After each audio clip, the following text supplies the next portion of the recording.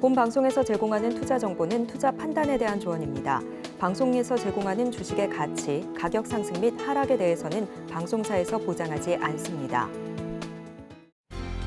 실시간 정보 브리핑입니다. 김여정 북한노동당 부부장이 우리 수도 상공에서 대한민국의 무인기가 다시 발견되는 순간 끔찍한 참변이 일어날 것이라고 발언했습니다. 특히 서울과 대한민국을 관역이라고 거론하는 등 북한의 강경 발언이 이어지고 있습니다. 북한의 위협에 대해 신원식 국가안보실장은 북한이 내부 통제를 위해 다시 긴장을 고조시킨 것이라고 진단하기도 했습니다. 두 번째 소식입니다. 한국은행이 기준금리를 내려 인하기에 접어들면 가계대출이 어김없이 늘어날 것으로 나타났습니다. 특히 시차를 두고 증가율이 최대 2배 이상 높아져 금융당국의 긴 호흡을 갖고 가수요를 발라낼 수 있는 정교한 대응책을 마련해야 한다는 지적이 나오고 있습니다. 가계대출 관리에 실패할 경우 내수 진작 효과가 많지 않은 상황에서 금융 안정만 해칠 수 있다는 분석이 나오고 있습니다. 세 번째 소식입니다. 일론 머스크 테슬라 최고 경영자가 이끄는 우주기업 스페이스X가 13일 실시간 5번째 지구 궤도 시험 비행에서 1단계 추진체 슈퍼 헤비 로켓의 수직 착륙에 성공했습니다. 슈퍼 헤비 착륙에는 발사탑의 젓가락팔을 사용해서 슈퍼 헤비를 지상에서 약간 떨어진 공중에서 잡는 획기적인 기술이 처음으로 시도됐는데 첫 실험에서 곧바로 성공하는 쾌거를 이뤘다는 분석입니다. 마지막 소식입니다. 현대자동차 그룹이 일본 미쓰비시 자동차에 전기차 부품을 공급합니다. 미쓰비시의 엔진 기술을 받던 현대차가 전기차 시대에는 역으로 핵심 기술을 수출하는 것입니다. 현대모비스는 전동화 핵심 부품 통합 충전 제어 장치를 미쓰비시에 공급하는 계약을 체결했으며 미쓰비시가 현대모비스로부터 전동화 부품을 공급받는 것은 이번이 처음이라고 밝혔습니다.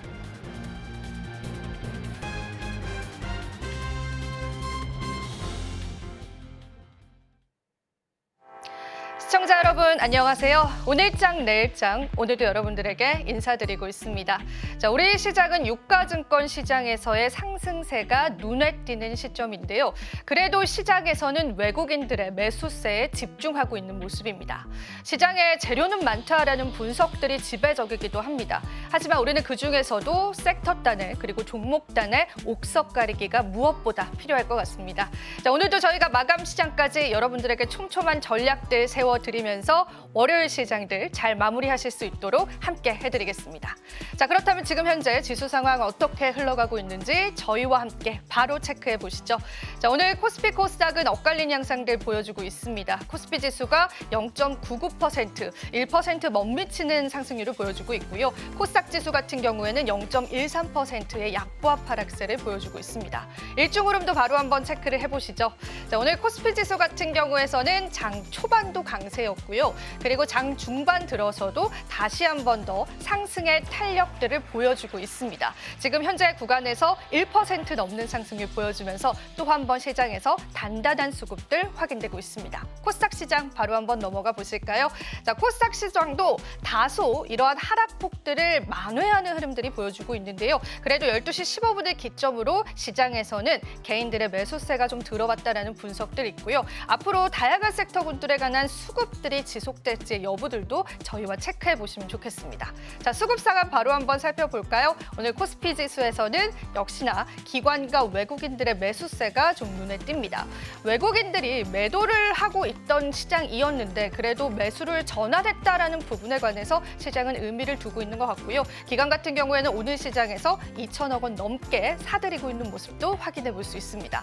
다만 개인 같은 경우에는 오늘 3천억 원 넘게 매도하는 물량을 보여주고 있으면서 지수에 관한 상방을 어느 정도는 경직시키고 있다는 분석도 나오고 있습니다. 코스닥 시장 수급도 바로 한번 체크해 보시죠. 자, 오늘 코스닥 시장에서는 개인만 나홀로 매수하는 시장입니다. 1,300억 원 넘게 시장에서 매수 물량 보여주고 있고요. 기관과 외국인은 동반 매도 물량 보여주면서 제약바이오주들을 중심으로 수급들이 다소 빠져나가고 있다라고 보시면 될 것 같습니다. 시가총액 상위 종목 살펴보시면서 시장 흐름들 바로 체크해 보겠습니다. 자, 오늘 코스피 오늘 시가총액 1위부터 5위 종목군들은 그래도 빨간불이 많이 보입니다. 특히나 삼성전자가 오늘 시장에서 2% 넘는 강세를 보여주고 있는데요. 자, 시장이 주목하는 거는 이 삼성전자에 관한 외국인들의 매수 물량입니다.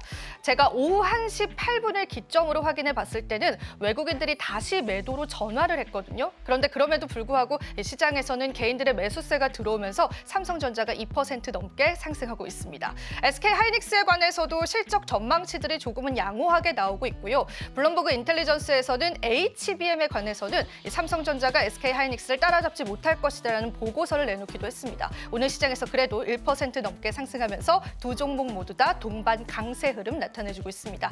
LG 에너지솔루션 오늘 쉬어가는 흐름이고요. 삼성 바이오로직스는 상승 흐름 보여주고 있고 현대차 역시도 오늘 쉬어가는 흐름 보여주고 있습니다. 6위부터 10위도 바로 한번 살펴보시죠. 자, 오늘 코스피 지수 6위부터 10위는 혼조 양상을 보여주고 있는데요. 역시나 셀트리온과 같은 제약바이오주들이 오늘 시장에서 약세를 좀 나타내는 흐름들도 보여지고요. 삼성전자 우선주는 1% 넘게 상승하는 흐름도 보여지고 있습니다. 자, 오늘 금융주에 관한 이야기들도 함께 해보고 싶습니다. 사실 지난주 동안 외국인들이 순매수한 종목 중에 탑이 바로 금융주였습니다. 무려 2,200억 원을 매수했는데요. 그중에 절반을 KB금융을 담아냈습니다. 외국인들이 지금 시점에서 금융주들을 왜 매수하고 있을까? 그리고 시장의 전반적인 사이클에서 금융주들의 전망치들이 왜 좋게 나오고 있는지 오늘 프로그램을 통해서 함께 풀어드리겠습니다. 자, 코스닥 시장 바로 한번 넘어가 보겠습니다. 코스닥 1위부터 5위 종목도 바로 한번 살펴보시죠.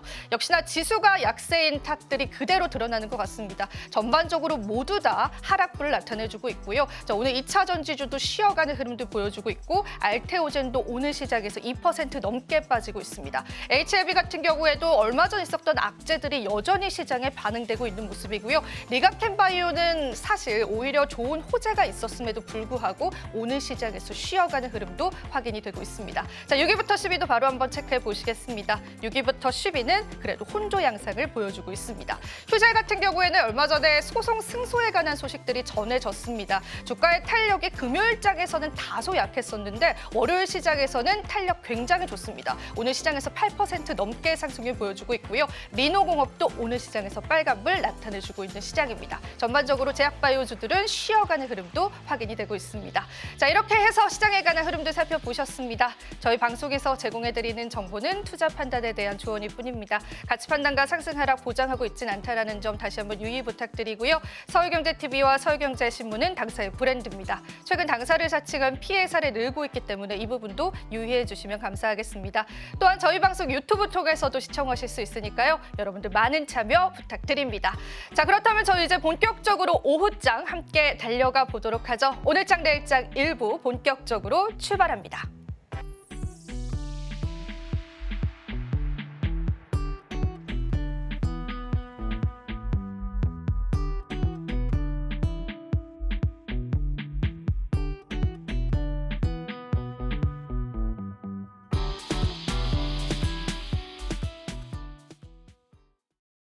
네, 오후장까지 저희와 함께 전략 챙겨보시면 좋을 것 같습니다. 자, 오늘도 도움 말씀 주실 분 소개해 드릴게요. 알파경제의 김종효 이사님 함께 해주셨습니다. 이사님 반갑습니다. 네, 안녕하십니까? 네, 이사님 그래도 오늘 유가증권 시장에서 1% 넘는 상승률이 보여주고 있는데 오늘 시장 어떻게 보시는지 한 줄 평으로 먼저 좀 들어보겠습니다. 네, 이제 가장 중요한 건 삼성전자에 대한 외국인들의 매수가 오전까지만 해도 유입되는 양상이었다가 지금은 창구 기준으로 매도로 좀 바뀌고 있는 양상이고요. 그다음에 종목별로 업종별 매매를 살펴봤을 때도 매수 탄력도가 꽤 둔화된 상황이다. 근데 그럼에도 불구하고 삼성전자가 어느 정도 강세를 보여주고 있다라는 것은 그래도 여러 가지 악재를 반영하는 과정에서 좀 버티려고 하는 의지를 보여주고 있다. 그런데 우리가 여기서 가장 주목해야 될 것은 삼성전자의 흐름도 중요하게 봐야 되지만 지금 3분기의 실적을 발표한 수출 대표주들 중에서 LG전자와 삼성전자라고 하는 두 대표 종목이 모두 어닝 쇼크를 냈다라는 거죠. 근데 그 어닝 쇼크가 전부 비용 측면에서 발생하고 있다. 매출이 크게 줄어들어서라기보다는 비용 통제가 되지 않으면서 발생하고 있다라는 것을 주목해 볼 필요가 있을 것 같고요. 그런 차원에서 이건 좀 시사점이 있기 때문에 우리가 가장 주목해 봐야 될 포인트는 어차피 2600선에서 큰 반등이나 큰 반락이 있는 게 아니라면 그러면 실적의 안정적 흐름을 가져갈 수 있는 종목이 어떤 종목이냐에 좀 더 포커싱을 해보는 것이 좋지 않을까 이렇게 좀 판단하고 있습니다. 네, 좋습니다. 그렇다면은 사실 우리가 본격적으로 이제 뉴욕 시장에서 실적 시즌이 시작이 됐는데 우리 시장이 또 그대로 이어질 예정이거든요. 실적을 보면서 또 시장에서 2600선을 안전하게 지켜줄 수 있는 요인들을 찾는 게 좀 중요해 보입니다. 실적이라고 한다면 사실 이제 저희가 TSMC랑 ASML의 실적 발표를 기다리고 있잖아요, 이사님. 이런 부분들이 이제 삼성전자나 하이닉스에 이제 영향을 줄지가 궁금합니다. 사실 지난번에 TSMC 이렇게 잠정적으로 실적이 나왔을 때는 오히려 삼성전자한테 악재였었잖아요. 그래서 이게 이제 좋게 나왔을 때 호재로 반응이 되는 건지 그런 부분들도 좀 헷갈리거든요. 어떻게 보시나요, 이사님께서? 네, 저는 실적이 뭐 총량이라든지 컨센서스를 충족시키는지 여부도 중요하지만 그거보다 더 중요한 것은 저는 이번에 실적의 그 질이라고 보고 있거든요. 조금 전에 제가 이제 비용 통제라는 말씀을 드렸는데 이번에 LG전자나 삼성전자에서 모두 실적에 관련돼서 언급하면서 공통적으로 나왔던 게 물류비입니다. 그런데 이 물류비가 재밌는 게 우리가 뭐 모두 생각하는 건 물류비에서 작용하는 것 기계적으로 SCFI 같은 지수를 떠올리고 뭐 BDI라든지 여러 가지 운임 지수 떠올리게 되고요. 그다음에 유가 떠올리게 되잖아요. 네. 근데 최근에 오른 게 뭐가 있습니까? 유가 뭐 좀 오르긴 했지만 여전히 뭐 $70 내외 정도의 수준이죠. SCFI는 뭐 조사해 보시면 아시겠지만 3분기 내내 떨어지고 있습니다. 그런데 LG전자의 실적이 예상을 크게 하회했고 하회한 것이 물류비 때문이다. 그러면 원인이 도대체 어디 있는 걸까를 고민해 볼 필요가 있는 거죠. 네. 그러면 이게 뭐 환율 관련돼서 일정 부분 마이너스가 있었을 거고 2, 3%는 환율 관련 마이너스가 있었을 거고 그다음 또 한 가지는 미국이라든지 어떤 특정 지역에서 급증한 물류비 자체가 어떻게 보면 실적에 타격을 주었기 때문에 그러면 수출주들 중에서 물류비가 꽤 들어가는 종목군들의 실적은 예상보다 안 좋지 않을까라는 그런 생각도 해야 될 것 같고요. 여기서 우리가 한 단계 더 나아간다면 오늘은 약세를 보여주고 있지만 제약바이오의 상승이 어디서 기인하고 있는가? 시장이 헤매고 있다라는 것, 그다음에 상대적으로 제약바이오도 다 올라가고 있는 게 아니라 확실한 모멘텀을 실은 종목만 올라가고 있지 않습니까? 알테오전이라든지 리가켄바이오, 뭐 삼성바이오로직스, 네. 뭐 실적이나 해외 업체들과 뭔가 확실한 빅파마 결연을 맺고 있는 그런 종목군들이 강세를 보이고 있단 말이죠. 근데 그런 종목군들이 어디서 자유롭습니까? 기술 수출이거든요. 네. 물류비에 전혀 영향을 받지 받지 않죠. 않죠. 네. 네.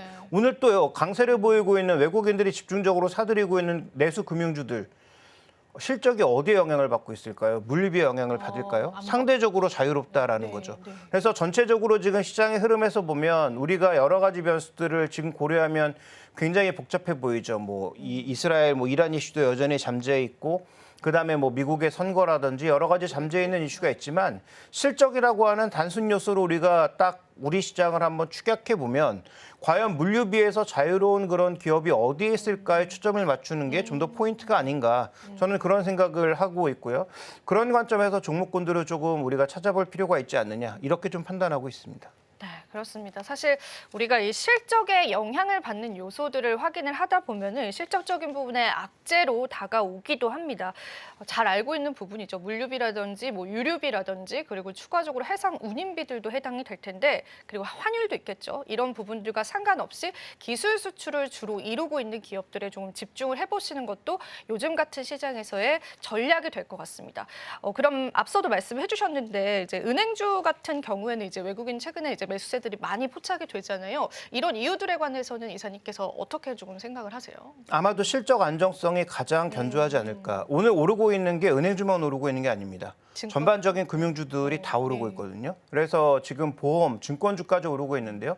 이들 업종의 특징은 전반적으로 지금 은행업종은 금리가 내려가는 게 맞아요. 그렇게 호재는 아니지만 네, 맞아요. 반대로 보험업종 같은 경우에는 금리가 내려가는 게 호재가 될 수 있죠. 네. 왜냐하면 보유하고 있는 채권 수익률이 올라갈 수 있어서 채권의 보유 평가이익이 올라갈 수 있어서이기 때문이고요.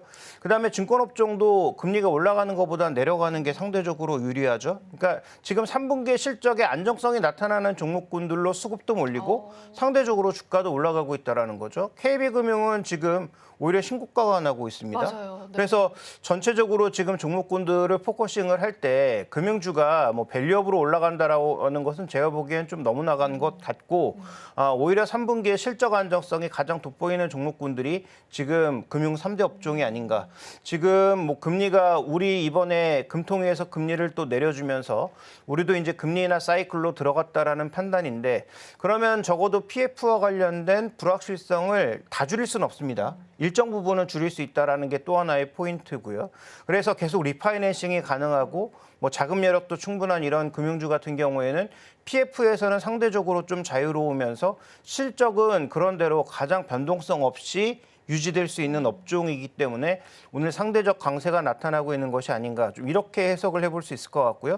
최근에 외국인 수급도 거기에 기인한다. 그래서 이게 금리가 내려서 뭐 배당을 많이 주니까 뭐 이것도 하나의 이유가 될 수 있겠지만 좀 더 본질적으로는 이번에 LG전자와 삼성전자의 실적을 보면서 소위 물류비와 환율에 좀 노출되어 있는 그런 종목군들보다는 상대적으로 이쪽에 덜 노출되어 있는 종목군들의 시장 수급의 이동이 있다라고 봐야 될 것 같습니다. 굉장히 중요한 말씀을 해주신 것 같아요. 우리가 사실 시작에서 이 테마주단의 성격을 가진 섹터군들도 있지만 그런 부분들을 공략한다라는 건 사실 좀 트레이딩의 관점이 많잖아요. 그런데 이사님 말씀해주신 것처럼 시장의 돈의 흐름을 보는 게 좀 첫 번째인 것 같습니다.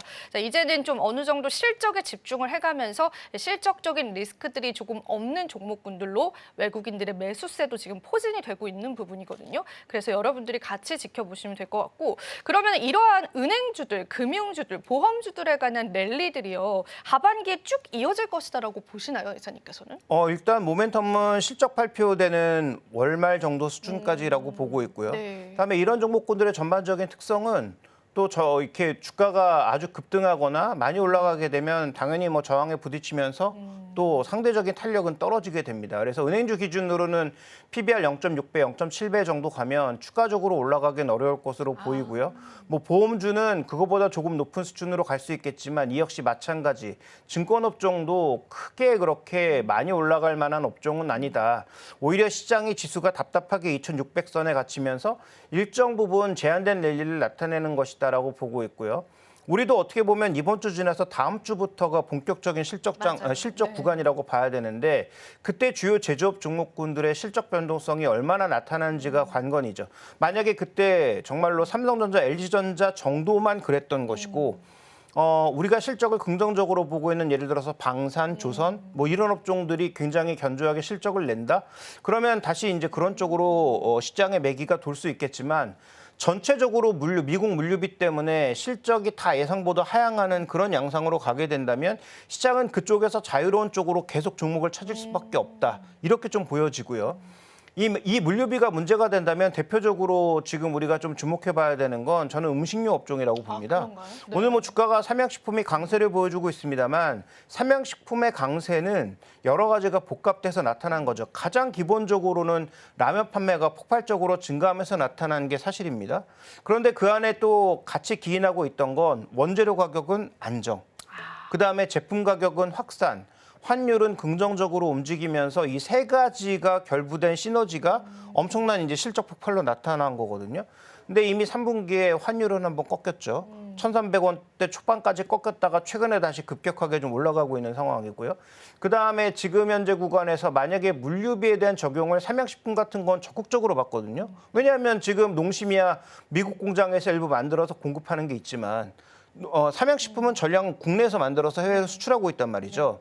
이게 이제 뭐 북미라든지 유럽이라든지 이런 지역 쪽으로 나가고 있는 것인데 만약에 물류비가 해당 지역 내에서 물류비의 증가로 나타나고 있는 것이라면 이런 종목군들은 비용이 급증할 수밖에 없죠. 마진율이 높지 않기 때문에 만약에 실제로 늘어나게 된다면 실적의 변동성은 더 커질 수가 있습니다. 그래서 오늘 삼양식품의 강세는 우리가 베팅해야 될 시기가 아니고 실적을 좀 더 확인해 봐야 되는 시기라고 판단해 볼 수가 있고요. 전반적으로 조선업종 같은 경우에도 마진율이 낮아요. 물론 조선업종은 말씀드렸던 그 이슈에서는 조금 벗어나 있는 업종이기는 하지만 마진율이 낮기 때문에 환율의 변화라든지 이런 것들에 노출되어 있을 때 실적의 변동폭이 커질 수 있단 말이죠. 그러니까 지금 아직은 이익률이 낮으니까 작은 환율의 변화나 작은 마진율의 변화에도 실적의 변동성이 발생할 수 있는 그런 종목군들은 아무래도 시장에서 메리트가 좀 떨어질 수 있는 부분이다. 그래서 이런 것들을 돌파해내는 과정이 이번에 실적 발표 구간이기 때문에 아마도 실적 발표 이전에 대거 베팅하시기보단 실적의 질적인 측면을 좀 보시고 접근하시는 것이 낫지 않을까 이렇게 좀 판단하고 있습니다. 네. 실적에 또 영향을 받을 수 있는 그런 종목과 섹터군들을 좀 뽑아주셨는데 우리가 사실은 실적 발표를 준비를 해야 합니다. 물론 오늘 시장에서 상승이 나와주는 테마주들도 있긴 하지만은 우리가 그래도 시장에 베팅을 하고 그 베팅에 대해서 확률을 높이려면은 실적주들을 미리 준비하는 게 좋을 텐데요. 계속 같은 골자로 이야기를 해주고 계십니다. 실적 리스크들을 안고 있는 종목과 섹터군들은 오늘 매수해야 할 시기가 아니라 실적을 보고 확인하고 접근을 해야 할 시기다라는 부분들 포인트로 가져가시면 좋을 것 같고요. 반도체 얘기를 조금 더 해보고 싶어요. 반도체 실적에 관해서 국내 반도체 업체군들에 관해서는 이사님께서는 전망들을 어떻게 보세요? 하반기에는? 네, 뭐 계속 지속적으로 말씀드리고 있는 건 지금은 소부장 쪽은 아니다. 일단 대형주인 네. 삼성전자와 SK하이닉스가 어떤 네.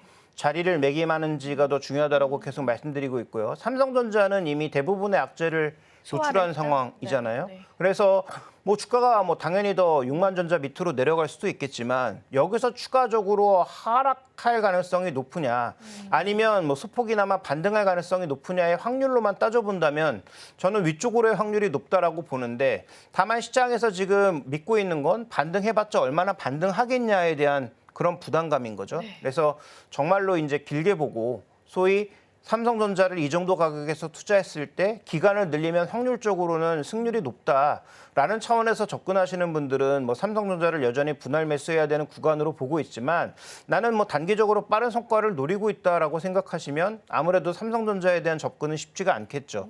그다음에 SK하이닉스는 뭐 여러 번 언급드린 것 같은데 저는 뭐 개인적으로 18만 원 위에서는 전혀 추격 매수의 구간이 아니다. 뭐 얼마까지 갈지 모르겠지만 왜 18만 원을 말씀드리냐면 현재 지금 SK하이닉스의 BPS가 9만 원대예요. 근데 반도체가 호황일 때 보통 PBR 2배입니다.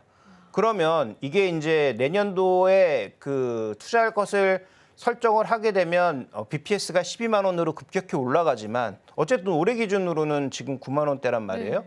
그러면 18만 원이라고 하는 게 소위 호황이라고 했을 때 그 가격대란 말이죠. 그러면 그 위의 가격은 내년도에 정말 우리가 생각한 것만큼 아주 강한 속도의 실적 상향이 있었을 때 가능한 그런 목표가라는 거죠. 그러니까 저는 18만 원에서 23만 원은 굉장히 애매한 가격이라고 판단하고 있고 그 밑에 가격에서 사려면 그 밑에 가격에서 접근하실 것을 말씀드리고 싶고요.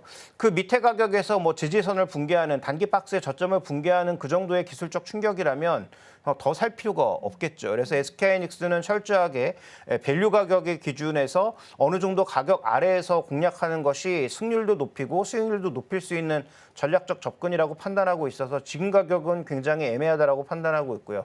소부장은 지금 확실하게 기술적 우위를 가지고 계속 뭔가 삼성전자나 SK하이닉스가 투자하지 않는다고 하더라도 해외에서 매출이 발생할 수 있을 정도의 기술력을 갖고 있는 종목 정도만 접근하는 게 좋겠죠. 지금 우리나라에 그런 종목은 뭐 거의 없다라고 보셔야 되고요. 소부장 쪽에서 그나마 해외 공급이 지속적으로 이루어졌던 레코드가 발생했던 그런 기업들은 뭐 PSK, 그다음에 뭐 주성엔지니어링 정도.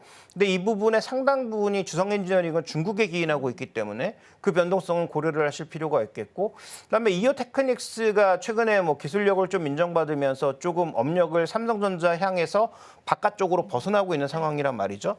그러니까 그 정도의 종목들 외에는 제가 보기엔 지금은 강력하게 베팅하기엔 쉽지 않다.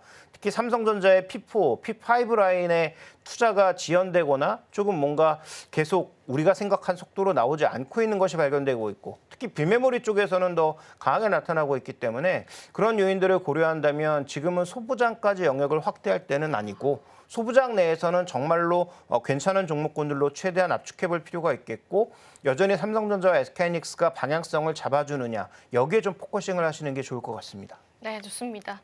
반도체주에 관해서는 사실 시장에 다양한 의견이 있습니다. 여러분들께서 여러 가지 참고 사안들 함께 참고해 보시면 좋을 것 같습니다. 자, 그렇다면 저희가 이어서 오늘 시장의 이슈들과 함께요. 또 주목받는 섹터군들에 관한 이야기들 한번 정리해 봤습니다. 은혜로운 섹터를 통해서 이어질 텐데요. 자, 은혜로운 섹터 바로 이어집니다.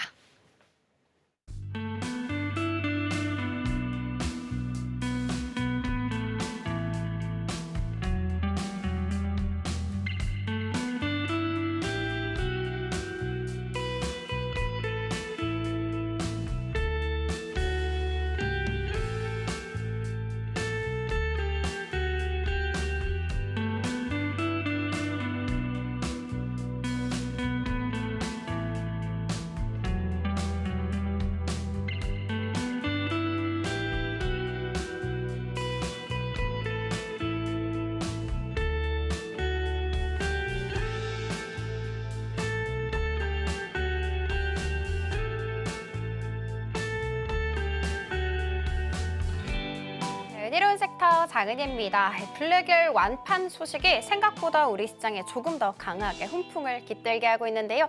어떤 내용인지 자세하게 살펴보도록 하겠습니다. 일단 모건 스탠리 측에서 엔비디아에 대한 목표 주가를 150달러까지 상향 조정을 했습니다. 그리고 그 배경 살펴봤더니 2025년 4분기가 되면 블랙열 출하량이 25만 대에서 30만 대에 이를 것이고 바로 그 다음 분기 2026년 1분기가 되면 생산량이 75만 대에서 80만 대, 그러니까 3배 가까이 오름세를 볼 수 있을 것이다라고 이야기했기 때문이죠.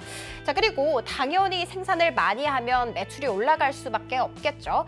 26년 1분기에는 블랙웰의 매출이 호퍼칩의 매출을 이겨서 초과할 것이다라고 이야기하고 있습니다. 당연히 HBM도 덩달아서 상승세 보이겠죠. 2024년 4분기에 HBM 가격 상승세는 무려 20%에 육박할 것으로 시장은 내다보고 있는 상황입니다. HBM의 전 세계 1등 기업, 당연히 SK하이닉스 영업이익도 살펴봐야 될 텐데요. 3분기 영업이익이 시장에서는 6조 7,644억 원에 이를 것이라고 예상하고 있습니다. 실제로 이 수치는 사상 최고치라고 합니다. 그리고 쭉 우상향 그래프 더 그릴 수 있을 것이다. 언제까지? 2025년 2분기까지 쭉 지속될 수 있을 것이라고 잘 전망을 하고 있는 상황이었습니다. SK하이닉스 잘하고 있는데 삼성전자는 어떨까? 골드만삭스에서는 이렇게 이야기하고 있습니다. 엔비디아가 결국에는 HBM에 대해서 삼성전자를 3번째 공급 업체로 인증을 할 것이며 그 인증 시기는 이번 달, 그러니까 10월 내로 가능할 것이다라고 이야기 나오고 있는 상황입니다. 이런 여러 가지 이슈 속에 오늘 반도체 투톱이 그래도 6만 전자로 회복하고 SK하이닉스는 장중한 때 19만 원 웃선에서 거래가 되기도 했습니다. 그리고 특징적인 것은 외국인 수급에 있겠죠. 사실 외국인이 9월 3일부터 시작해서 10월 11일까지 무려 23거래일 동안 단 하루도 거르지 않고 삼성전자에 대해서 매도 우위를 펼쳤었죠. 그 규모만 하더라도 10조 7천억 원에 육박한 상황이었습니다. 그래도 오늘 장 초반만 하더라도 외국인이 삼성전자에 대해서 매수 우위를 보여주면서 그래도 외국인이 좀 집에 돌아왔구나 하던 찰나에 다시금 매도 전환을 했다는 거 알려드리도록 하겠습니다. 그럼에도 불구하고 외국인 SK하이닉스 오늘 매수 우위를 보여주고 있더라고요. 그리고 기관 같은 경우에는 삼성전자, SK하이닉스 모두 다 매수 우위를 보여주고 있다는 거 체크해 주시면 좋을 것 같습니다. 다음 이슈 한번 들어가 보도록 하겠습니다. 흑백 요리사로 인해서 또다시 상한가를 달리고 있는 사람이 바로 백종원 대표이죠. 국내 유일 미쉐린 3스타 셰프와 맞먹게끔 전문성도 함께 갖췄으면서도 남이 먹다가 버린 음식에 대해서도 서슴없이 집어먹는 그 모습이 수수하기까지 합니다. 이렇게 대중들의 인기를 한 몸에 받아가고 있는 백종원 대표, 그리고 또 그가 이끌고 있는 더본 코리아가 드디어 오는 18일부터 24일까지 기관 투자자 대상 수요 예측에 나선다라는 이야기 전해지게 됐습니다. 일단 공모가 희망 범위는 23,000원에서부터 한 28,000원 정도로 예상이 되고 있는 상황이고요. 총 300만 주를 발행은 하는 것이기 때문에 공모 총액은 690억 원에서부터 한 840억 원 정도에 이를 것으로 시장은 내다보고 있는 상황입니다. 실적 좋습니다. 작년 매출액 살펴봤더니 4,107억 원을 기록하면서 전년 동기 대비해서 45.5% 고공행진을 한 것으로 나타났습니다. 많은 분들 궁금해하실까 봐 살짝 말씀드리자면 일단 일반 청약 같은 경우에는 28일부터 29일까지 양일간 진행된다라는 거 말씀드리도록 할게요. 10월 일반 청약 기업 살펴봤더니 무려 22개의 기업이 있더라고요. 역사상 최대치라고 합니다. 이렇게까지 많이 쏠린 이유 한번 살펴봐야 될 텐데 일단 금감원 쪽에 있었습니다. 금융감독원이 증권신고서 심사 절차를 강화했습니다. 그래서 사실 지난달에 일반 청약에 나섰어야 할 기업 7곳이 이렇게 지연되면서 10월로 밀리게 된 것이죠. 이렇게 여러 가지 기업들이 일반 청약에 나서다 보니까 아무래도 시장에 시장에서는 옥석 가리기가 조금 더 심화될 것이다라고 내다보고 있는 상황입니다. 한정된 자금이 특정 기업으로 쏠릴 것이다라는 우려의 목소리도 함께 나오고 있는데요. 여기에서 특정 기업으로 가장 많이 거론되고 있는 것은 바로 K뱅크입니다. 실제로 예상 시가총액이 한 4조 원에 육박하는 이 상황 속에서 올 하반기 최대 IPO 기업으로 꼽히고 있다는 것까지 알려드리도록 하겠습니다. 이슈 2개 체크를 해봤으니까요. 다음으로는 국내 테마 탑3 들어가 보도록 하겠습니다. 오늘도 최상단의 이름을 올리고 있는 쪽은 바로 노벨 문학상인데요. 한강 작가의 작품이 1분에 18권씩 판매가 되고 있는 상황이라고 합니다. 그야말로 한강 신드롬인데요. 이 신드롬으로 인해서 인쇄소 역시도 바쁘게 움직이고 있는 상황, 그리고 주가에도 그대로 반영되고 있는 상황인데요. 무림, SP와 같은 종목들은 장 초반에 20%대 급등세를 보이기도 했지만 지금 현재는 상승분을 일부 토해내고 6%대 상승세 보여주고 있는 반면에 S24와 한세 S24홀딩스 무려 2거래일 연속해서 상한가 터치 후에 거래가 되고 있는 상황입니다. 자, 그리고 다음 테마는 드론 한번 준비를 해봤습니다. 2가지 이슈가 있었어요. 우리가 쉬는 사이에 북한 쪽에서 평양에 드론이 침투를 했다. 이게 어떤 쪽인지는 잘 모르겠지만 우리는 군사적 대응 수준을 올릴 것이다라고 이야기했습니다. 뿐만이 아니라 헤즈볼라가 이 드론을 사용을 해서 이스라엘을 공격했다라는 이야기도 함께 들려왔죠. 그래서 오늘 제이시언 시스템과 같은 종목들이 25% 넘는 강세를 보이기도 했습니다. 자, 그리고 마지막으로는 은행 한번 짚어보도록 하겠습니다. 우리 주말 사이에 은행주가 굉장히 선방을 하는 모습을 보여줬었죠. 미증시에서요. JP모건과 웰스파고가 또 호실적을 기록하면서 나란히 5%대 상승세를 보여주기도 했습니다. 그로 인해서 오늘 국내 은행주들도 덩달아 강세를 보여주고 있는 상황이고요.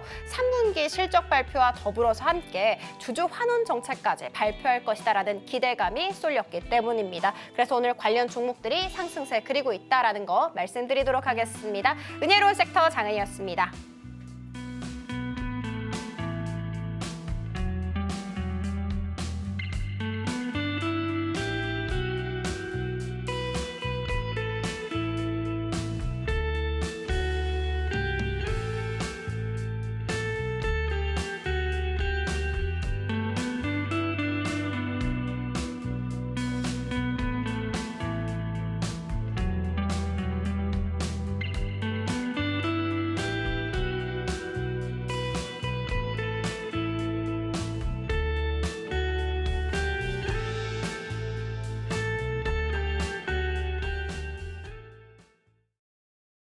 네, 은혜로운 섹터 함께 살펴보셨습니다. 지금 현재 코스닥 지수도 상승으로 전환되고 있는 흐름들 보여지고 있고요.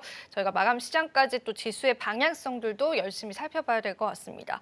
자, 이사님은 오늘 또 저희가 브리핑 해드린 내용들 중에서 혹시 관심 가는 또 내용들이 있으셨을까요?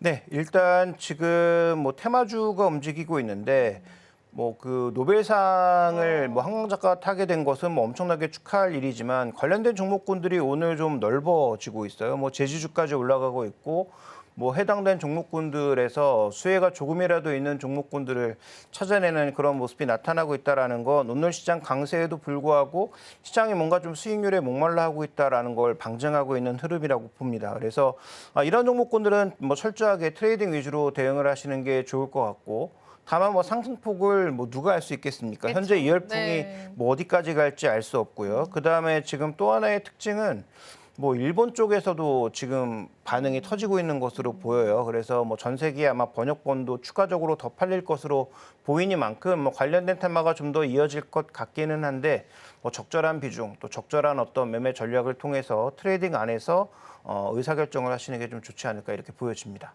네, 저 같은 경우는 또 오늘 내용의 이야기들 중에서 이제 모건 스탠리의 발언들이 조금 눈에 띄더라고요. 일단 블랙웰 출하량 간에서 25만 대에서 30만 대까지 이를 수 있다라고 해서 이제는 이제 블랙웰을 기다리기 위해서 줄을 서야 한다, 이런 뉘앙스들을 풍기면서 이야기를 했는데, 자, HBM 관련해서 그러면은 계속되는 모멘텀들이 좀 살아있다라고 봐야 될까요? AI HBM 관련해서는? 근데 결국 이것도 결국 다 돈 문제예요. 우리가 뭐 작년 이맘때가 아니라 재작년 이맘때 2차 전지를 생각해 보시면 그때 2차 전지가 조정을 받을 거라고 누구 하나 생각한 적이 있었나요? 그렇죠. 더 고점을 넘어서 계속 달릴 거라고만 생각을 했고, 그 근거는 뭡니까? 전기차 시장의 성장이 멈추지 않을 거라고 믿었던 그 하나 아니겠습니까? 맞아요. 그래서 뭐 말도 안 되는 밸류지만 그 밸류에도 더 올라갈 수 있다라는 그래서 2, 3년치 이익을 다 끌어다가 주가의 밸류에이션에 녹였던 거죠. 현재 AI는 그 정도까지는 아닌데 그럼에도 불구하고 여기서 주목해 봐야 될 건 과연 그 지금 미국 대선 결과에 따라서 어떤 대통령이 되느냐에 따라 AI 데이터 센터에 들어가는 전력 공급을 누가 얼마나 감당하느냐가 관건인 거죠. 결국은 기업이 다 해라라고 하면 기업이 무슨 화수분도 아니고 돈은 뭐 공짜로 생깁니까? 그래서 저 비싼 HBM과 그 결합된 블랙엘을 많이 살 수는 없다라는 거죠. 그러니까 자신들의 연금을 다 녹이면서까지 살 정도로 지금 그렇게 AI가 다급한가? 라고 따지고 보면 저는 그렇지 않을 거라고 보고 있고요. 중요한 건 AI를 아직까지 그렇게 돈을 시원하게 벌지는 못하고 있어서 이쪽에 그렇게 무한정 투자하기는 어렵다. 따라서 대선 결과와 더불어 이쪽에 얼마만큼의 보조금 투입이 되는지가 결국 관건이라고 보고 있고 그래서 지금 여러 업체들의 전반적인 투자가 조금 주춤거리고 있는 것이다. 이렇게 판단하고 있거든요. 그래서 두 가지를 봐야 되는데 일단 대선 이후에 보조금 결과에 따라서 블랙엘의 판매가 만들면 다 터져 나갈 정도로 저렇게 수요가 계속 폭증할 수 있느냐. 이게 이제 첫 번째 관건이고요. 그다음에 또 대통령이 결정되고 나서 중국을 어떻게 또 벗겨내느냐를 살펴봐야죠. 네. 그러니까 저 블랙엘의 저 물량을 그 미국 업체들이 나눠서 다 가져가면 상관이 없는데 예를 들어서 중국을 배제하는 흐름, 중국에게는 아예 못 가게 만드는 그런 흐름으로 가게 된다면 엔비디아는 매출의 20%는 날아가는 거죠. 그러니까 그런 측면도 고려를 해봐야 되는 상황이고요. 또 하나는 TSMC가 한번 문제를 이미 일으켰지 않습니까? 제조 자체가 제대로 안 돼서 블랙엘의 공급이 지연된다라는 이슈가 한번 터져 나왔는데 이번에는 실수 없이 될 수 있을까? 지금 실제로 TSMC도 삼성전자보다 잘하고 있는 건 사실이지만 3나노 아래로 내려가면서 헤매고 있는 건 서로 마찬가지입니다. 그래서 전체적으로 지금 TSMC가 원하는 만큼의 수량을 늘어난 그 캐파만큼 계속 채워줄 수 있을지도 확인해 봐야 되는 상황이니까 저는 이 부분도 이제 와서는 엔비디아 정도를 제외하면 더 이상 무조건 긍정적으로만 판단하기에는 어렵다. 이렇게 좀 보고 있고요. 그다음에 삼성전자가 HBM에 이렇게 밀고 들어오게 되면 삼성전자가 이익이 아니라 SK하이닉스에 타격이 있다라는 게 더 핵심 포인트가 아닌가 이렇게 판단하고 있습니다. 네. 사실 우리 시장에서는 또 HBM 관련한 뉴스들이 심심찮게 나오고 있습니다. 특히나 블랙엘 관련해서요. 그런데 그러한 이슈들을 주가가 반영하기에는 아직까지는 여러 리스크를 감안해야 되고요. 이미 시장의 사이클이 한 번은 좀 크게 돌지 않았나라는 생각도 좀 조심스럽게 드는 시점입니다. 여러분들 잘 판단을 해보시고요. 참고로 또 제가 조사한 바에 의하면 또 삼성전자가 HBM 5세대를 지금 통과를 못하고 있는 시점에서 5세대에 대한 것들의 열정을 살짝 접어두고 6세대를 벌써 준비를 하고 있다라고 해요. 그래서 삼성전자의 이러한 기술력들이 향후 어떤 방향으로 갈지도 여러분들이 좀 촉각을 곤두세워서 살펴보셔야 될 것 같습니다. 리스크는 여전히 존재한다라는 부분들 꼭 기억을 해주시면 좋을 것 같습니다. 자, 그러면 이제 저희가 또 다른 오늘 시장의 이슈로 보자면은 주가 탄력이 그렇게 크진 않은데요. 이 자동차 관련해서도 계속 시장에서 이슈가 되고 있잖아요. 인도차에 관련한 법인 이슈들도 부각을 받고 있고 그런데 오늘 시장에서는 부품주들이 그래도 조금은 움직이는 느낌들이 보여지는데 이런 자동차 주들에 관한 모멘텀들 긍정적으로 보시나요, 이사님? 네, 일단 만약에 긍정적이었다면 오늘 전반적으로 거래도 좀 실리고 종목군들의 움직임도 좀 격하게 나와야 될 텐데 뭐 전혀 그런 흐름이 아닙니다. 그렇진 않고. 그다음에 우리가 지금 착각하면 안 되는 건 우리나라 자동차가 부진하다라고 생각을 하시는데 우리나라 자동차가 부진한 게 아니죠. 전 세계 자동차가 모두가 다 부진합니다. 그렇죠, 맞아요. 그래서 지금 뭐 GM 정도 빼면은 올해 연초 대비해서 주가가 시원하게 오른 자동차 자체가 없어요. 그래서 뭐 폭스바겐 같은 경우에는 뭐 이래도 되나 싶을 정도로 하락하고 있는 상황이고요. 뭐 유럽 자동차 대부분 마찬가지고요. 현대기아차도 일정 부분은 올랐다가 계속 헤매고 있고요. 뭐 테슬라 아시다시피 뭐 최근에 뭐 뉴스만 나오면 변동성이 커지는 그런 양상이고 뭐 중국 전기차 볼 필요가 없고 최근에 중국 증시가 급등하면서 비아디 정도가 급등했는데 근데 급등했다가 최근에 또 중국 증시 급락하면서 같이 무너지는 양상을 보면 이건 BRD가 좋아서가 아니라 중국 증시의 흐름 때문에 나타나는 현상이라고 봐야 되고요. 그렇게 본다면 지금은 자동차가 전체적으로 지금 뭐 하이브리드가 늘어나네, 뭐 전기차로 가네, 이게 지금 문제가 아니라 전 세계 자동차가 모두 밸류도 하향되고 있고 주가가 모두 부진한 모습을 보여주고 있다는 것은 자동차라고 하는 소위 내구 소비재에 대해서 전체적인 소비력이 조금 떨어지고 있는 게 아닌가라는 생각이 먼저 우선돼야 될 것 같아요. 그렇게 본다면 우리나라 그 현대차나 기아가 특별하게 플러스 알파를 받을 수 있을 정도의 특별한 무언가가 있어야 될 텐데 과연 있나라고 되물어보면 조금은 판단하기가 어렵죠. 뭐 신차 부분에서 하이브리드에서 뭐 전기차에서 다 잘하고 있기는 한데 내연기관차 그래봐야 3위고요. 그다음에 전기차 기껏해봐야 4위입니다. 그래서 현대기아차가 분명히 그것만으로도 엄청나다라고 볼 수 있지만 그것만으로 지금 다른 회사들을 이기고 혼자 뭐 PL 10배 시장 정도의 밸류를 받기엔 어렵다라는 거죠. 글로벌 자동차가 대부분 다 5배 정도 수준에서 움직이고 있으니까 현대차도 그 정도 수준에서 움직이고 있는 것이다. 이렇게 이해를 해봐야 될 것 같습니다.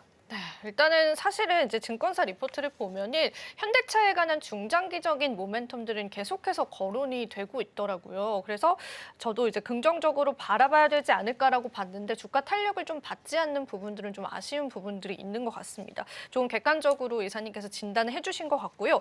그럼 이사님께서는 또 오늘 시장에서 좀 눈여겨보는 섹터가 따로 있으실까요? 네, 일단 아까 말씀드렸던 게 그 비용 통제에서 조금은 자유로운 종목군들에 대해서 말씀을 드렸는데요. 그렇다면 뭐 대표적으로는 컨텐츠 쪽이 조금은 그쪽으로, 생각해 볼 수가 있겠죠. 왜냐하면 지금 게임이라든지 뭐 엔터 업종 이런 쪽은 아까 말씀드렸던 그런 물류비 이슈에서는 비교적 자유롭잖아요. 자유롭죠. 네. 그래서 이런 업종들이 거기에다가 또 주가는 3분기 내내 대부분 조정을 받았고 그다음에 이번 분기에는 신작 게임들이 백스코에서 준비하고 있는 게임 대전이라든지 그다음에 주요 아티스트들이 돌아오면서 기대되고 있는 부분들이 일정 부분 종목별로는 모멘텀으로 나타나고 있죠. 그래서 뭐 JYP라든지 뭐 게임주 중에서는 뭐 크래프톤이라든지 어느 정도 실적을 계속 견인하고 있는 이런 종목군들을 중심으로 해서는 저는 그런 비용 이슈에서는 좀 자유롭다는 측면에서 우리가 좀 봐야 되는 것이 아닌가라고 보고 있고 자, 또 하나의 축은 그냥 가격 회복 정도긴 하지만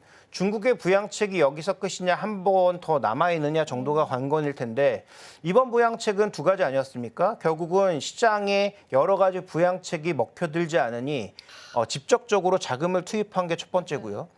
두 번째로는 부채 한도를 올려서 빚을 교환할 수 있도록 해준 거죠. 그러니까 기존에 쌓여서 부실화될 수 있는 빚을 이름을 다른 이름으로 그러니까 택다리를 할 수 있도록 만들어준 게 핵심 포인트거든요. 근데 이게 정확하게 얼마를 해줄지 어느 정도 기간으로 해줄지가 나오지 않아서 시장에서 실망을 하긴 했는데 이번에 그러니까 금융정책의 핵심은 그동안 금리 조절만 하다가 실제로 지준율을 바꿔줌으로써 유동성을 직접적으로 투입한 효과가 하나가 있었고요. 네. 두 번째로는 재정정책은 시원하게 뭔가 내놓기는 했는데 구체적인 숫자를 내놓지 않음으로써 시장에 기대했던 바를 채우는 듯 하다가 채우지 못하면서 시장의 변동성이 나타난 거죠. 그러면 여기서 끝났을까에 대해서는 그렇지 않을 것 같다. 왜냐하면 중국 정부가 지금 5라고 하는 자신들이 제시한 숫자를 맞추기 위해서 아마도 여러 가지 조작질을 결국 할 가능성이 높고 그렇다면 그 과정에서 일정 부분의 수급을 좀 돌릴 수 있는 그래서 이구환신 정책이라든지 유동성 투입이라든지 이런 것들을 통해서 이미 소비를 끌어올리려고 하고 있고 실제로 관군제에서 이번 소비가 역대 최대가 될 가능성이 있다는 뉴스들이 벌써 흘러나오고 있어요. 제가 보기엔 언론에 의도적으로 흘리는 게 아닌가 싶을 정도로 얘기들이 흘러나오고 있고요. 그다음에 또 하나 그렇다면 중국을 그동안 바라보고 있었던 화장품 같은 것들은 의미가 없어졌고요. 왜냐하면 뭐 화장품 아시다시피 이미 중국에서 그립을 다 잃어버린 상황이니까 화장품은 의미가 없고 그러면 철강 화학 같은 그런 종목군들은 다시 옛날의 영광을 찾을 가능성은 1%도 없는데 문제는 뭐냐면 중국이 이렇게 계속 부양책을 내놓고 그와 관련된 대책들이 나오게 되면 중국 내에서 구조조정과 더불어서 가격 조정이 어느 정도 나타나면서 최소한 바닥을 찍고 반등할 수 있는 여건들을 만들어 주겠죠. 그러면 적어도 철강업종과 석유화학 업종 내에서 중국 때문에 빠졌던 종목군들이 가격 회복 정도는 할 수 있다. 근데 이 철강이나 화학주들이 지금 어디까지 빠져 있느냐? 대표 종목군들이 PBR 0.2배까지 빠져 있거든요. 뭐 0.19, 0.2 뭐 이런 수준까지 빠져 있습니다. 그래서 이런 종목군들이 일정 부분의 반등을 시도할 수 있겠다 정도를 우리가 하나의 투자 아이디어로 생각해 볼 수가 있겠죠. 네, 그렇습니다. 사실 저는 이제 이사님께서 중국의 경기 부양책에 관해서 이제 안 좋게 관점을 가져가실 줄 알고 관련주들을 이제 눈여겨 보실지는 몰랐어요. 그런데 말씀해주신 것처럼 뭐 조작은 할지언정 그게 주가에는 큰 좋은 영향을 줄 수 있다라고 보시는 거죠. 실제로 중국의 지금 철강 유통 가격이 굉장히 끝을 아주 조금 말아올리긴 했는데 네. 지속적으로 내려가던 열연 유통 가격, 냉연 유통 가격 이런 것들이 꼬리를 말아올리기 시작했습니다. 네. 물론 여기서 탄력적으로 올라갈 거라고 생각하지 않아요. 네. 왜냐하면 그동안 계속 이런 것들이 반복되었거든요. 부양책이 나온다고 해서 가격 좀 올리다가 무너졌던 사례가 지금 뭐 벌써 한 3-4번 있었기 때문에 이번에도 그 기대는 낮고 실제로 그 강한 반등은 이루어지지 않을 거라고 보는데 그러면 중국 정부가 이 정도의 부양책을 쓰고 나서 하염없이 계속 내려가는 걸 또 지켜볼 것인가? 그렇진 않을 것 같거든요. 그다음에 뭐 미국이나 뭐 유럽이나 이런 쪽에서 그동안 부양책을 어떤 식으로 쓰는지를 중국도 많이 관측을 해왔기 때문에 실제로 자산 가격을 크게 부풀리지 않으면서 지금 나타나고 있는 디플레를 완화시키는 그런 방법을 적극적으로 쓰리라고 보고 있기 때문에 그러면 우리도 지금 가장 큰 문제는 철강이나 화학 쪽에서 마진 스프레드가 계속 빠지고 있는 게 문제거든요. 이게 일단 멈추기만 해도 어느 정도의 주가 반등은 나타날 수 있다라는 측면에서 접근이 좀 필요하지 않나라고 보고 있고 일정 부분에 지금 석유화학 쪽은 그래도 반등한 종목군들이 있어요. 근데 뭐 철강 쪽은 전혀 뭐 반등한 종목군들이 없어서 이런 종목군들은 중국 쪽의 유통 가격의 움직임과 더불어서 한번 주목해 볼 필요는 있지 않나라고 보고 있습니다. 네, 좋습니다. 철강주들은 그래도 우리가 조금 집중을 해볼 필요가 있을 것 같고 한 가지만 더 여쭤보자면은 철강주 상승을 기대하는 측면에 여러 가지 측면이 있지만 그 중에 하나는 내수 시장 회복도 있더라고요. 그러니까 중국의 건설 경기가 좀 살아날 것이다. 그래서 이제 철강 가격이 오를 것이다. 그런 부분에 관해서는 어떻게 생각을 하세요? 아마도 이제 중국의 철강 가격이 뭐 올라가거나 건설 경기가 본격적으로 좋아지기엔 좀 힘들 것 같습니다. 힘들어요? 네. 왜냐하면 지금 이 구조적으로 무너져 있는 그 빈 공간을 정부가 억지로 사줘서 메꿔준다고 하더라도 결국은 다시 누군가에겐 팔아야 되는 거고요. 그다음에 결국은 신규 수요가 올라와야 결국은 가격을 견인할 수 있는 거기 때문에 아주 그 공격적인 구조 조정을 하지 않는다면 수요가 증가하지 않는 구간에서의 반등은 제한적일 수밖에 없는 거죠. 그런데 그럼에도 불구하고 제가 이제 반등을 말씀드리는 건 그동안 가격이 지속적으로 여기서 멈출 거야라고 했던 가격에서도 멈추지 않고 계속 빠졌던 게 문제였거든요. 근데 최소한 지금은 더 이상 빠지진 않을 것 같다라는 컨센서스가 생기고 있어서 뭐 현대제철 기준으로는 3분기 실적이 저점이 아닐까라는 그런 가능성이 나타나고 있는 거죠. 뭐 철강업종이라고 하면 누구나 포스코를 보겠지만 포스코는 뭐 아시다시피 2차 전지가 지금 결부되어 있는 상황이기 때문에 순수 철강업종으로 얘기하기는 좀 어려울 것 같고 현대제철도 지금 국내 내수 회복은 뭐 기대하기가 쉽지가 않습니다. 뭐 아시다시피 그 내수 건설 수요가 이렇게 뭐 폭발적으로 나타나고 있는 건 아니니까요. 그래서 어느 정도의 가격 회복 정도를 염두에 둔 정도의 전략이 필요하다 정도로 말씀드리고 싶습니다. 네, 그러면 이제 철강주 중에서도 현대제철을 조금 좋게 보시는 건데 말씀해주신 것처럼 3분기가 좋을 것이다가 아니라 3분기가 저점일 것이다라고 보시는 거잖아요, 실적적으로. 그러면은 조금 저희가 중장기적 관점에서 접근을 해봐야 되는 걸까요, 이런 철강주들? 아니죠. 오히려 단기적 관점에서 전 단기적으로? 접근이 필요하다고 판단하고 있고요. 가격 회복이라고 말씀드렸기 때문에 지금 뭐 0.19배, 0.18배까지 빠진 그런 주가가 최소한 뭐 0.3배 내외 정도까지 반등하지 않을까 정도의 뭐 트레이딩 바이 정도의 관점에서 이것을 말씀드리는 것이고 본격적인 회복이 있기 위해서는 여러 가지가 동일하게 나타나야죠. 일단 전력 가격도 좀 더 안정되고 동연강 가격도 좀 올라가고 그다음에 지금 자동차 공급되는 건 뭐 일정 부분 나타나고 있을 거니까 고로 쪽은 뭐 일정 부분 유지가 된다라고 치고 그다음에 이제 가장 중요한 건 그나마 시황이 가장 괜찮은 게 조선인데 우리나라 조선업계들이 지금 전혀 그 후판 가격을 올려주지 않고 있었거든요. 왜냐하면 뭐 중국계 싼 가격이 계속 공급이 되니까 국내 후판 가격을 올려주지 않았는데 지금 중국 쪽에서 만약에 가격이 올라가는 상황이라면 자연스럽게 우리도 가격을 올려받을 수 있는 상황이 있고요. 처광업계가 지금 벼르고 있는 것 중에 하나가 과거 조선업 업종이 좋지 않았을 때 처광업종은 알아서 스스로 가격을 낮춰줬는데 이번엔 반대로 조선업종이 좋았을 때는 처광업종의 사정을 전혀 이해해주지 않았다라는 거죠. 그러니까 그런 차원에서 보면 가격 회복에 따라서 일정 부분의 효과를 얻을 수 있다라는 관점 때문에 저는 뭐 종합제철사인 현대제철을 포스코보다는 좀 더 주목해야 되지 않나라고 보고 있습니다. 네, 좋습니다. 자, 오늘도 이사님과 좋은 이야기 들어봤습니다. 이사님께 감사 인사 드려볼게요. 이사님 고맙습니다.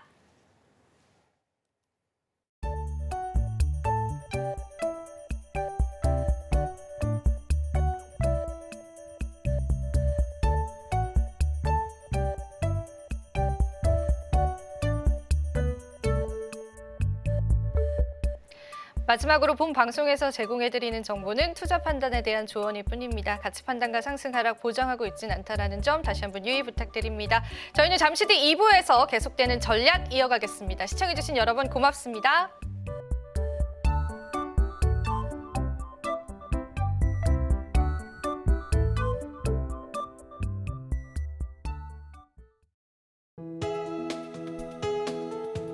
본 방송에서 제공하는 투자 정보는 투자 판단에 대한 조언입니다. 방송에서 제공하는 주식의 가치, 가격 상승 및 하락에 대해서는 방송사에서 보장하지 않습니다.